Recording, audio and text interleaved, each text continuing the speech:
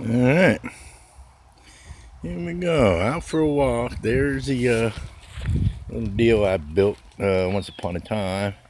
It looked great with the lights on it until the little wires all rotted out. I don't know what the deal was with cheap shit. You buy cheap, you get cheap. The rose garden, the island, that has to get weed whacked down and burned again. I'm gonna put something over that mulch or something. They got chip drop. We're gonna chip drop. There's the porch I built. Built that to go with it. Did have a little thing that kind of looked like that, but only like it was giant size, and it was sitting over here. And the swing wasn't. It was a big giant swing on it, and the swing wasn't tied down. We had a real bad rainstorm or windstorm, and the swing just beat itself to death. So that's that. This thing is a weird little tree. I forget what it's called, but it was a little stick that got stuck in the ground, and it's just trying to grow. It really is. Got option A and option B here. We can go around this way and see what's going on. I guess I should come in here and clip some of this back a little bit. Gets a little woodsy. I like it woodsy, you know. You got the option to cut all this down and make it a big grass lot, or leave it like this. Why the heck would you ever, in a million years, cut it down? Dag strangle vines, they grabbed my tree here and they killed it and drug it down to the ground. Now I got a mess to clean up. I hate them freaking strangle vines. Every spring I come through here with the cutters, and whenever I see them damn vines or grapevines or something, like right here, I think I already did cut these. Yeah, I come through and I generally give them a good cut with the clippers, because they get up in the tree and they kill everything. They're grape. Those are grapevines, but there's a few other vines. Look at there. There's some grapes over there. See, they're working on that tree. I had to kill that. Go over there and cut them down because they're trying to get them trees. But the horseshoe pit, I need to get that back online. That's actually kind of a nice way to exercise and pass the time, I guess. And we all know the Buck Farm, the Bucks, and the garden. We're gonna expand the garden out around here. I'm gonna cut all this out and clean it all up. Put a pumpkin patch in there this week, maybe. Cabbages are doing fine. Little peppers and all that other shit. Peppers. You got 4 peppers. You got 2 tomato plants, a sunflower, another tomato plant, 3 pepper plants, and then over there on the other side of that stick is a tomato plant and a pepper plant. Those 3 peppers and that little one are all the same. These tomatoes break that up, and then these 3 over here are the same. This is bell peppers, and that's hot peppers, and big giant red tomatoes. The sunflower is not a giant sunflower. These are giant Russian sunflowers right here, and they're doing real well. Probably too close together, but we'll see how that comes out. For maybe the chickens will eat them. I don't know. We'll see how that works. My cabbages and the corn, I got to get in there and do some weed. Maybe. So we'll continue our journey here. This here is, by definition, a farm. We have livestock. Say hello to the livestock. Hello, livestock. My grapes. I got these plants like freaking 12, 13, 14, 15 years ago. I don't know. Somewhere around there. And it was in a little container. And all through the years, I nursed it along into a big pot. And then it got too big for the pot. And now it's out here. And it's just going to have millions of Concord grapes all over it. These are good grapes. And they eat grapes too, don't you? Huh? Buck, buck, buck, buck. Is that red or Myrtle? It's red. Hi, Red. Red's my star chicken, man. She's the best looking girl in town. And so far, we got them another little new chicks. So you can, there's a lighthouse. I'm going to do some work on that this summer. You can come around this way. And this is a nice little path. And can you imagine if this was all cut down with no shade?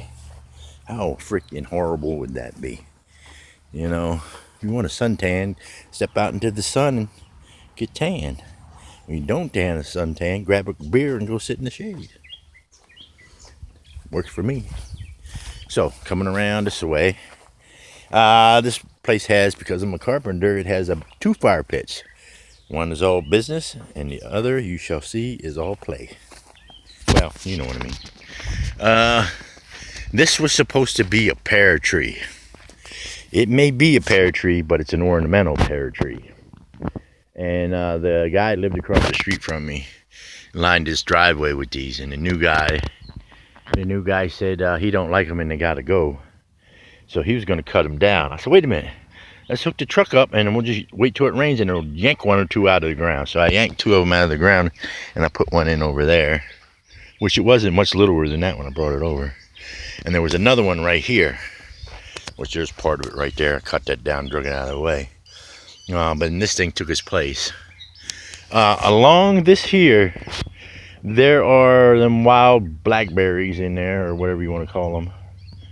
And I took, once upon a time,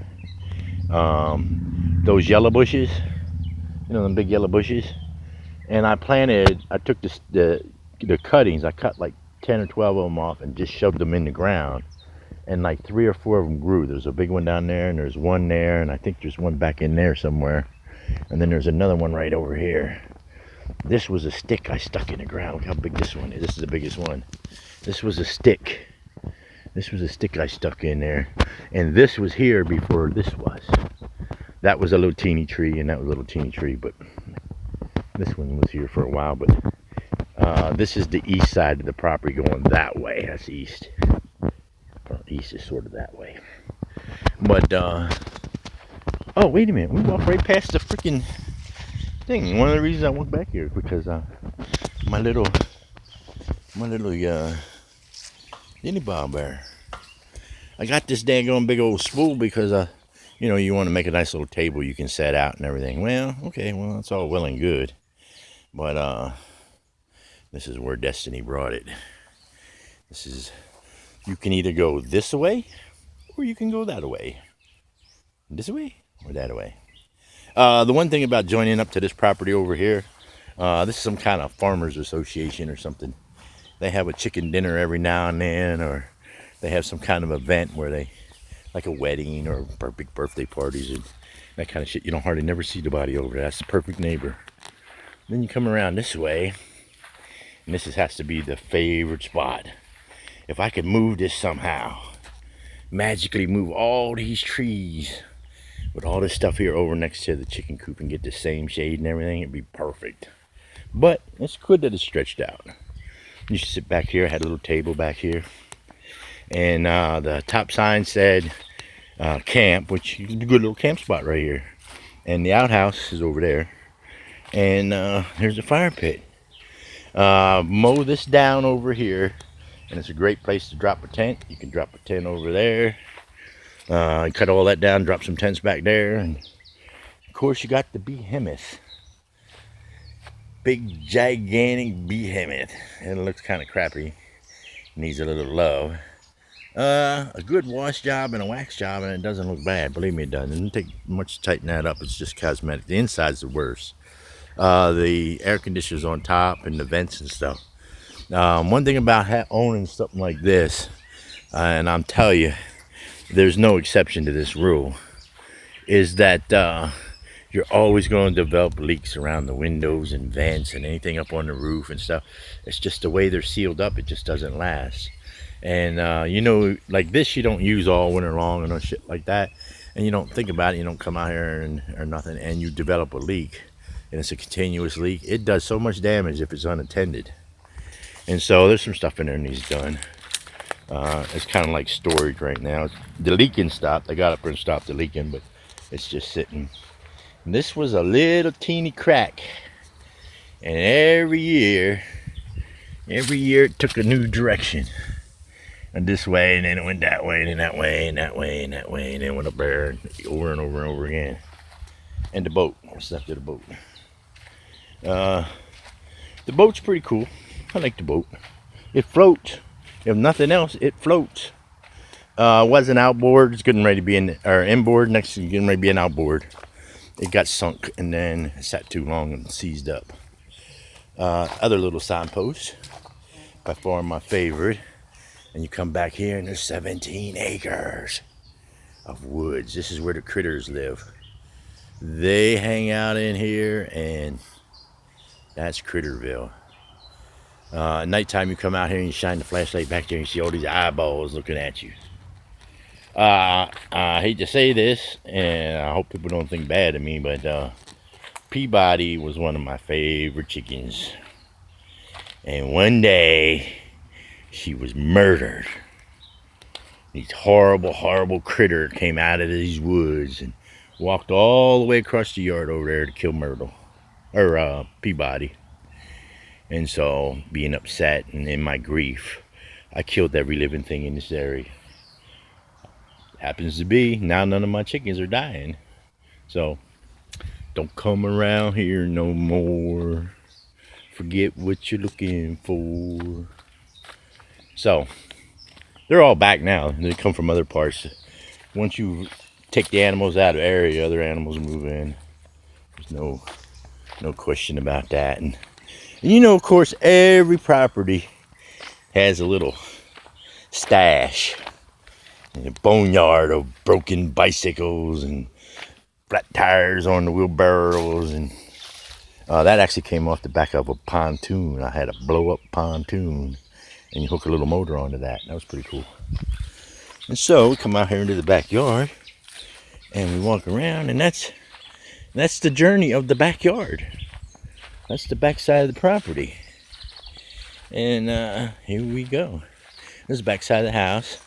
Got a little pink Escalade over there. That's my nephew's little girl's car for when she comes over here. The car cost me $5 at an auction, and the battery was like $100, and the charger was like $60 or something like that. So wound up paying $175 for a little plastic car that she outgrew in, I don't know, last summer. Islands. This is my thing. If you think it's cool to have an island, you better be ready to do the work. You can put mulch in this, and you can do all that crap and weed whack and everything about it. Well, that's just one, but when you have a lot of these things, look at all the shit that I have to mow around and weed whack. All the bushes out there, all down along there, all back there. That's a nice sitting spot. All back in there, you know, weed whack all this shit. And so, if you want to spend a couple days a week hammering away at all this, that's for in case we need firewood. I always have firewood on hand. And you know, if for some reason you know, so there should be some cold beer in a cooler and some decent company, it's a nice place to go back to the fire pit and burn some wood. Working farm, you saw the vegetables and the livestock. These are the blueberry bushes. There's a little one under that wire. The deer keep eating them. Blueberry bushes that have, I think there's some on here already. Let me see. Oh yeah, there they are. A couple over there, a couple over there, a couple over there. That one's got a couple on it. Blueberry bushes. This is my plum tree. I planted this thing, I don't know how long ago, and it's got plums. There's a plum, there's a plum, there's a plum, and there's a bunch of plums, more plums, more plums, more plums, more plums. My plums, more plums, and then the Rose of Sharon's. Oh, all along here is choke cherries. Go ahead and look at the choke cherries. I can see them from here. They're starting to turn red. See, there's a choke cherry. That's my neighbor's house. He got choke cherries down on his tree line. Whoever owned this property said it was a potato field at one time. Whoever owned it lined the edge of the property with choke cherries. And the good news about these choke cherries is if you look down in there, the cherry tree is on my side of that marker. The driveway belongs to our property. And that's the choke cherries. They're coming in. They line the property. So we got all kinds of fruits and vegetables on here. And that's the homestead. And that's how it looks. That's 2 acres. Alrighty, if you enjoyed the video, like, subscribe, hit the button.